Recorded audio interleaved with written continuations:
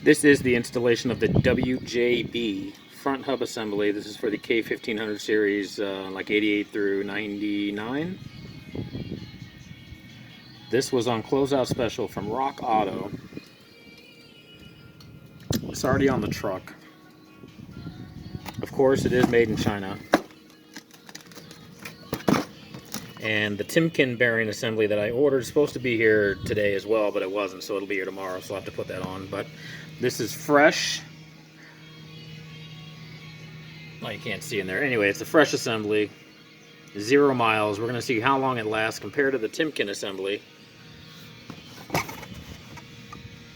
And this was on Rockauto. It didn't look bad. I mean, it looked like every other bearing assembly. It didn't say TIMKIN on it or made in the USA, obviously, but we'll see how long it lasts compared to the TIMKIN that I took off, which was sloppy. But that was 15 years of service on it. I doubt this will last 15 fucking years, but let's see. WJB front wheel hub assembly from Rockauto. Closeout special, $32.